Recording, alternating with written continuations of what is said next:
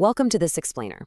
Today, we're unraveling one of the most chilling, absolutely enduring maritime mysteries in recorded history. We're going way back in time to look at the legendary case of the Mary Celeste. Together, we're going to rely strictly on the physical evidence, stepping right back into the 19th century to see if we can, possibly understand the impossible. Now, I want you to truly imagine being out there on the water. You're sailing through the vast, completely unpredictable Atlantic Ocean. Suddenly, out of this dense, freezing sea fog, you discover a historic sailing vessel drifting completely alone. You board the ship, you check the wooden decks, you step into the captain's cabin, and literally every single person on board is mysteriously gone. No way, right? Not a single soul in sight. It's a terrifying, haunting reality that instantly sparks curiosity and just demands answers. Okay, let's dive into this. Section 1. The Ill-Fated Voyage. Before a ship becomes a legendary ghost ship, it has a history, a purpose, and obviously a crew. The Mary Celeste wasn't just wandering aimlessly. She was a super reliable commercial vessel on a strict schedule. Her journey started with a departure from New York, fully loaded with cargo, charting a standard commercial route right across the Atlantic. She then spent days traversing the open sea, heading steadily toward her intended destination in Genoa, Italy. But she never made it to port on her own. Her journey abruptly ended when she was intercepted, just drifting aimlessly in the open ocean. To really grasp the weight of this mystery, we've got to look closely at the human element here. The ship was under the command of Captain Benjamin Briggs, a very experienced, highly respected mariner. And he wasn't alone out there on the stormy sea. Traveling alongside him was his actual family. His wife and his 2-year-old daughter were on board, along with a highly capable crew of sailors. These were professionals who relied on strict daily routines. They handled complex old navigation instruments, meticulously tracked the often unpredictable Atlantic weather, and lived a highly structured life at sea. This wasn't some reckless ragtag crew. They were disciplined, family-oriented, and totally focused on safe passage. Moving on to Section 2, the eerie evidence. So what happens when all that deeply ingrained maritime discipline just vanishes without a trace? Well, the historical record brings us to a very specific, fateful moment. The Mary Celeste is intercepted by another vessel, the Dei Gratia, which was under the command of Captain David Morehouse. Now, when the Dei Gratia stumbled upon this silent ship moving totally erratically with no one at the helm, the silence against the crashing waves was deafening. Morehouse knew immediately in his gut that something was terribly wrong. He ordered a boarding party to investigate the empty wooden decks, just to see if anyone needed rescue. Now, what's really interesting about this whole scene is the bizarre contradiction the boarding party found when they stepped on deck. It's just a scene of pure impossibility. On one hand, the ship's single lifeboat was entirely missing, and of course, literally every single human being had vanished. But, astonishingly, the commercial cargo of industrial alcohol was still safely stowed below deck. A massive supply of food and fresh water, we're talking enough to last 6 months, was completely untouched. Personal belongings, valuables, clothing, all left exactly where they belonged. And crucially, the captain's logbook was still there, ending abruptly without a single hint of disaster. Now, you might immediately think, oh, a massive storm, or maybe a pirate attack caused this, right? But the physical evidence completely contradicts that assumption. The boarding party did find a little water inside the ship's hold, but overall the Mary Celeste was fundamentally undamaged. She was perfectly seaworthy. And most importantly, there were absolutely zero signs of violence. No struggle, no panic left in the physical space, just a perfectly functioning ship, an untouched cargo, and a completely missing crew. All right, Section 3, the official investigation. Obviously, you can't just have a ghost ship float into port without the authorities getting deeply, deeply involved. A formal legal process was immediately triggered. The British Admiralty inquiry convened in Gibraltar to systematically examine the evidence. Their goal was pretty straightforward: separate fact from maritime myth, thoroughly review the physical state of the ship, evaluate the testimony of the Dei Gratia crew, and ultimately provide some sort of rational explanation for the missing passengers of the Mary Celeste. And this brilliantly illustrates the massive tension between the verified historical evidence and the court's immediate biases. On one side, you have the undeniable physical facts: a perfectly seaworthy ship, absolutely no signs of violence, and a valuable cargo left completely intact. On the exact opposite side, we see official suspicion taking root. Rather than just accepting an unsolved mystery, the authorities immediately suspected foul play. Specifically, they were looking at potential insurance fraud or maybe even a mutiny. They desperately tried to force a narrative of criminality onto a physical scene that simply did not support it. But ultimately, the evidence just wasn't there to support a massive conspiracy. The court findings concluded without a definitive answer. They rigorously separated the verified facts from the desperate theories of fraud. And in doing so, they basically officially admitted defeat. The inquiry just could not definitively explain what happened out there in the freezing waters of the Atlantic. Which brings us to our final section, Section 4, a legendary mystery. Let's move forward and see how this builds into something even bigger.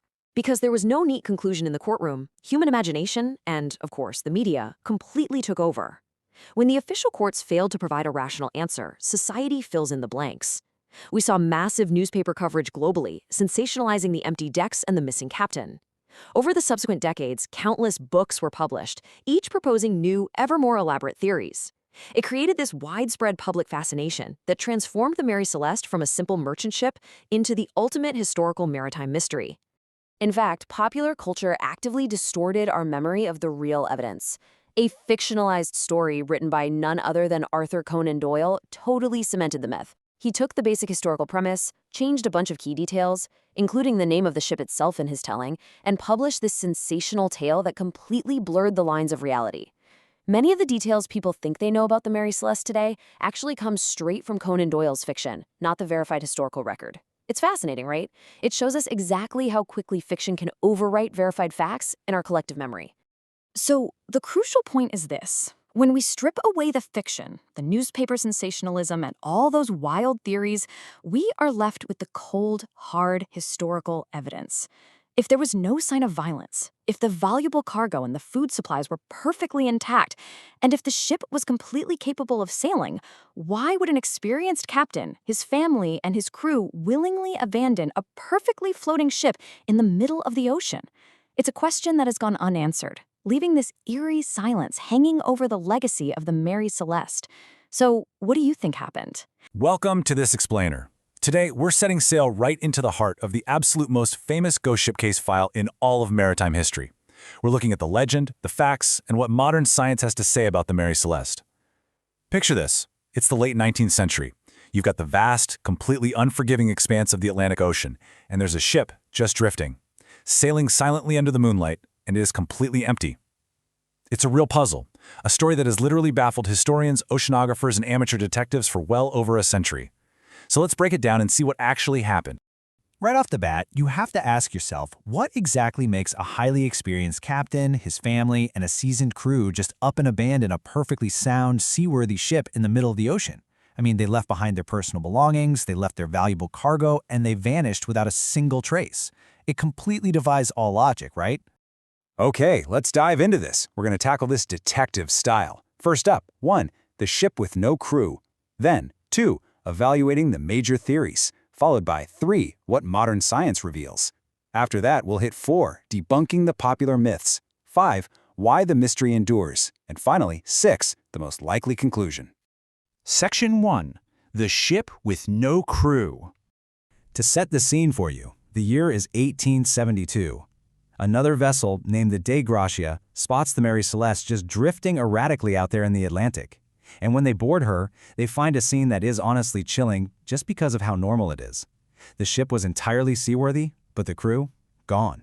The cargo was completely untouched, and crucially, there were absolutely no signs of a struggle anywhere. No weapons drawn, no damage from a fight, just this eerie, unsettling silence. Moving on to Section 2. Evaluating the major theories. Now, historically speaking, foul play at sea really wasn't uncommon, so a missing crew often pointed straight to piracy or a mutiny. But this theory falls apart almost immediately when you look at the facts. If it was pirates or even a mutiny, why was the incredibly valuable cargo completely untouched? Why was there no sign of violence, no blood, no missing valuables? It just doesn't add up at all. Okay, what about insurance fraud? It's definitely true that ship owners back then sometimes conspired to sink vessels for a massive payout. But the evidence against this is pretty overwhelming. For one, the Mary Celeste wasn't sunk. It was found floating and fully intact. And beyond that, history shows that neither the captain's family nor the owners ever profited from the disappearance. In fact, it was a massive financial loss for them. So let's look at a really fascinating natural phenomenon instead, a waterspout. Basically, this is an intense columnar vortex that happens over a body of water. Think of it like a terrifying tornado at sea. It's highly capable of causing sudden, localized devastation and, frankly, sheer panic. Imagine being a sailor in 1872 and this immense, roaring column of water is bearing down on you. That kind of sudden chaos could easily trigger a panicked, premature evacuation into a fragile lifeboat. Then there's the highly debated cargo theory. The ship was carrying 1,701 barrels of highly volatile industrial alcohol. The thought process here is that if some of those barrels leaked and the heat caused the fumes to expand, it could have actually blown the main hatch cover right off with a terrifying rumble. That would absolutely prompt a captain to order everyone into a lifeboat on a tow line just to wait it out. But there's a catch. No scorch marks were ever found on the wood, and the vast majority of those barrels were perfectly intact. Finally, we have seaquakes and mechanical failure. Proponents of this idea argue that an underwater earthquake jostled the ship, or maybe a broken water pump misled the captain into thinking they were actively sinking. But we run right into the exact same perplexing counter-evidence. The hull was completely uncompromised. So any panic about a mechanical failure or sinking was, in hindsight, completely unwarranted. Section 3. What modern science reveals. Let's move to the present and see how this builds, because we aren't just relying on 19th century guesswork anymore. Today, researchers approach this case file using a highly specialized toolkit. Modern forensics applied to the Mary Celeste include things like sophisticated weather reconstruction, maritime archaeology, deep dives into historical records, the study of ocean currents, and advanced navigation studies. Basically, these are the tools scientists use today to filter out the impossible scenarios. Now, what's really interesting about this slide is how the picture becomes so much clearer when we map these tools to actual discoveries. By analyzing ocean currents, researchers actually proved the ship could easily drift for days and days without a crew. Through weather reconstruction, they successfully tracked a severe storm that crossed paths with the vessel right before it was abandoned. And by looking at historical records, they proved the captain was a very rational, experienced mariner who wouldn't just abandon ship unless he truly believed they were in immediate, lethal danger. Section 4. Debunking the popular myths. You know, when facts are missing, human imagination just rushes in to fill the blanks. It spreads like wildfire. Over the decades, some incredibly wild speculation has clouded the actual history here.